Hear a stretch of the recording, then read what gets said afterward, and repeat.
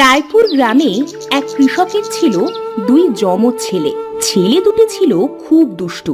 গ্রামের ছোট বড় সবার সাথে খুব দুষ্টুমি করত। এতে প্রতিদিন কৃষকের বাড়ি একজন না একজন বিচার নিয়ে আসতো। প্রতিদিনের মতো আলার মা কৃষকের বাড়ি বিচার নিয়ে এলো। কি গো ভাই, তোমার ছেলেদের ভেতরে কোনো শিক্ষা দীক্ষা কিছু নেই নাকি? কেন গো আলার মা, আমার ছেলেরা আজ আবার কি করলো? কি করেনি তাই বলো। দেখো তো আমার ছেলেটাকে মেরে কি করেছে ওরা দু ভাই। মানুষে কি মানুষকে এইভাবে মারতে পারে বলো তো? বোন, কিছু মনে করো না, আমার ছেলেরা বাড়ি আসলে বুঝিয়ে বলবো। আজকের পর থেকে আলার গায়ে আর কোনো দিনও হাত দিবে না। কত মানুষে তো বুঝ দিল, কিন্তু কোনোদিনও কি এরা বুঝ নিয়েছে? গাছের লিচুগুলা একটাও রাখলো না, আর আজ আমার ছেলেটা হাতে নাতে ধরায় তাকে এভাবে মেরেছে। আলার মা বকতে বকতে বাড়িতে চলে গেল। আর এদিকে কৃষকের বউ কাঁদতে কাঁদতে বলল, ওগো, আমার ছেলে দুটো কি কখনোই মানুষ হবে না? মানুষের কাছে কত কথাই না শুনলাম, তারপরেও এরা কেন ভালো হয় না বলো তো? কেঁদো না গিন্নি, অনেক হয়েছে। আর না, এদেরকে যে কিভাবে ভালো করতে হয় তা আমার জানা আছে। আজ বাড়িতে আসুক। কৃষক ও তার বউ কথা বলছিল, তখন তারা দু ভাই বাড়ি এসে দেখলো যে তাদের মা কাঁদছে। মা, তোমার কি হয়েছে? তুমি কাঁদছো কেন? কাঁদবো না তো আর কি করবো বলতো? তোদের দু ভাইয়ের জন্য কি আমাদের কোনো শান্তি আছে? আমরা আবার কি করলাম? বুঝতে পারছো না? আলাকে ধরে তোমরা মেরেছো কেন? আর ওদের গাছে লিচু সব চুরি করে খেয়েছো কেন? আসলে বাবা, আমাদের ভুল হয়ে গেছে। আমরা দুই ভাই আর কোনো দিনও মানুষদের বিরক্ত করব না। শোনো তোমরা দুই ভাই, আমার শরীরটা আজ দুদিন খুব খারাপ, আর কাছে কোনো টাকা পয়সাও নেই। আমার সব টাকা আমাদের ওই বাবলাতলার জমিতে পোঁতা আছে। কি বলছো বাবা? বাড়িতে এত জায়গা থাকতে টাকাগুলো তুমি মাঠে পুঁতে এসেছো? হ্যাঁ, কারণ আমার ওই জমিটা যে সে জমি না, ওইটা একটা জাদুর জমি। ওই জমিতে টাকা রাখলে দিনে দিনে জমিতে আরো টাকা দেয়। কি বলছো বাবা? টাকা রাখলে টাকা বাড়ে? এমন কথা তো আগে কোনোদিনও শুনিনি। এতদিন আমি তোমাদের বলি নাই, কারণ তোমরা ছোট ছিলে। এখন বড় হয়েছো, আর তাছাড়া আমার মনে হলো কথাটা তোমাদের এখন বলা উচিত, তাই বলেছি। তাহলে এখন আমরা কি করব বাবা? আমি চাই তোরা দুই ভাই জমিটা খুঁড়ে টাকাগুলো উঠিয়ে নিয়ে আয়। সত্যি বলছো বাবা? তুমি কোনো চিন্তা করো না, আমরা দুই ভাই এক্ষুনি যাচ্ছি আর টাকাগুলো নিয়ে আসছি। তারা দু ভাই মাঠের উদ্দেশ্যে রওনা দিল। এদিকে কৃষকের বউ কৃষককে বলল, ওগো, এটা তুমি কি কথা বললে? ছেলেদের সাথে মিথ্যা কেন বললে? মিথ্যা না গিন্নি, এটা সত্যি কথা। আমাকে না জিজ্ঞাসা করে সময় হলে সখী দেখতে পাবে। তারা দু ভাই মাঠে গিয়ে বলল, ভাই, বাবা এতদিন আমাদের কাছ থেকে এই কথাটা লুকিয়ে রেখেছিল কেন? এই জমিতে যে এত টাকা আছে, বাবা আমাদের আগে কেন বলেনি? বাবা মনে করেছে হয়তোবা আমরা এই জমি থেকে সব টাকা চুরি করে নেব, তাই বলেনি। বাবা তো জানে না যে আমরা কত বড় বাটপার। এই জাদুর জমি থেকে আজ কত টাকা যে আমরা ঝেড়ে দেব তা তো বাবা জানি না। এই ভাই, আস্তে কথা বল, আস্তে, না হলে আশেপাশের মানুষগুলো শুনে ফেলবে। আস্তে আস্তে চল, এবার আমরা আমাদের কাজ শুরু করি। তারা দু ভাই তাদের জমিটা ভালোভাবে খুঁড়তে শুরু করলো। সারা দিন ধরে জমিটা খুঁড়ে যখন কোনো টাকাই পেল না, তখন ক্লান্ত শরীরে বাড়ি ফিরে তার বাবাকে বলল,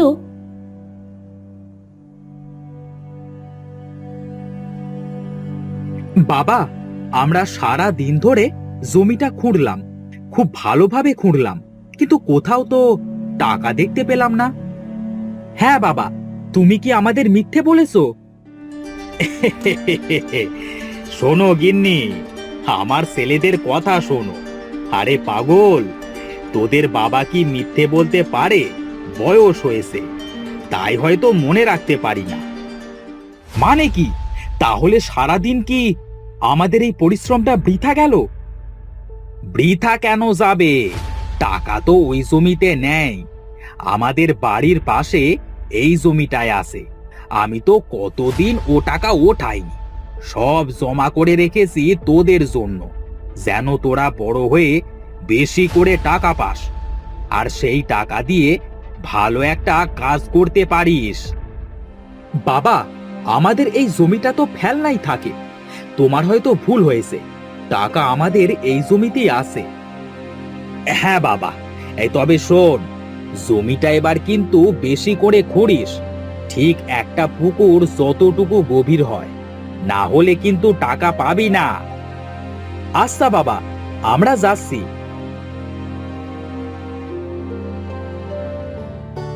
তারা দু ভাই খুশি হয়ে বাড়ির পাশের জমিটা খুঁড়তে শুরু করলো। আশেপাশের মানুষ তো তাদের দেখে খুব অবাক হলো। কি রে ভাই, আজ তোরা দুই ভাই কি মনে করে কাজ করছিস? হ্যাঁ, আর কতদিন বসে খাবো ভাই? এবার তো বাবাকে একটু শান্তি দিতে হবে নাকি?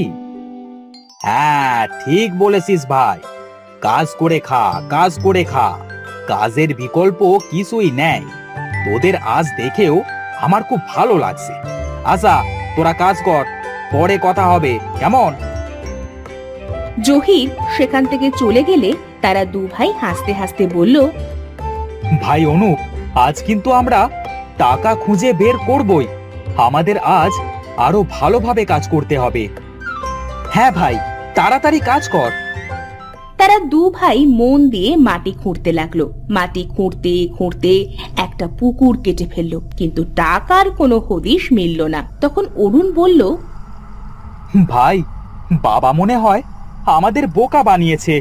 আমরা তো সারা দিন ধরে এই জমিটায় একটা পুকুর বানিয়ে ফেললাম, কই টাকা তো দেখলাম না। চল বাড়িতে গিয়ে বাবাকে জিজ্ঞাসা করে দেখি।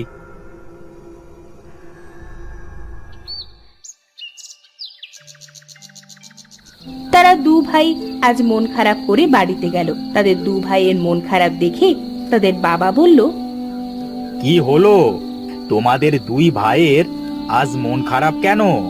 কি হয়েছে তোমাদের? বাবা, আমরা তো জমিটা খুঁড়তে খুঁড়তে একটা পুকুর বানিয়ে ফেলেছি। কই তোমার সেই জমানো টাকা তো কোথাও দেখতে পেলাম না। হ্যাঁ বাবা, তুমি তাহলে সত্যি সত্যি আমাদের সাথে মিথ্যে বলেছো? না রে আমার সোনারা, বাবা মা কখনো মিথ্যে বলে না। তোরা বাবলা তলার জমিটায় কাল শস্য রোপণ করবি, আর এই পুকুরে কাল পানি দিয়ে মাছ ছাড়বি। তাহলে কি হবে বাবা? আমরা কি টাকা পাবো নাকি? হ্যাঁ, পাবি তো। তোরা এক ভাই মাঠ দেখাশোনা করবি, আর এক ভাই পুকুর দেখাশোনা করবি।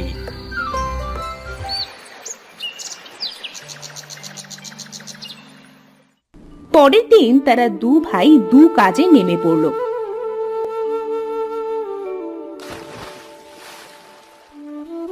দেখতে দেখতে অরুণের ক্ষেতের ফসল পেকে গেল, আর এদিকে অনুপের পুকুরের মাছও বড় হয়ে গেল। তারা দু ভাই অনেক টাকার শস্য ও মাছ বিক্রি করলো।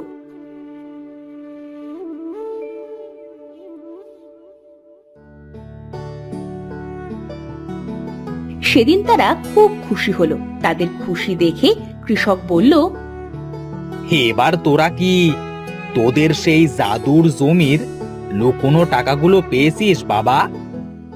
বাবা, আজ আমরা দুই ভাই খুব খুশি হয়েছি। আসলে জীবনে কষ্ট না করলে কিছুই করা সম্ভব না। হ্যাঁ বাবা, টাকা তো জাদুর জমিতে ছিল না, টাকা তো তোমার কথা আর বুদ্ধিতে ছিল।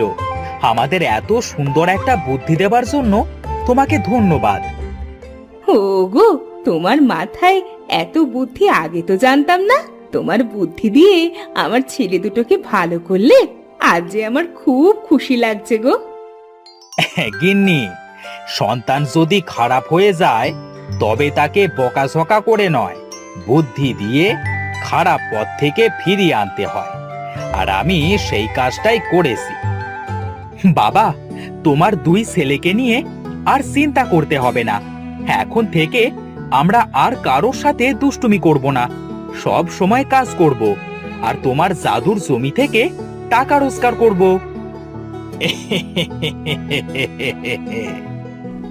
এভাবে কৃষকের দু ছেলে মন দিয়ে যত্নের সাথে তাদের কাজ করতে লাগলো। তারা দু ভাই আর কোনোদিনও কারোর সাথে কোনো দুষ্টুমি করেনি। এরপর থেকে কৃষক তার বউ আর দুই ছেলেকে নিয়ে সুখে শান্তিতে দিন কাটাতে লাগলো।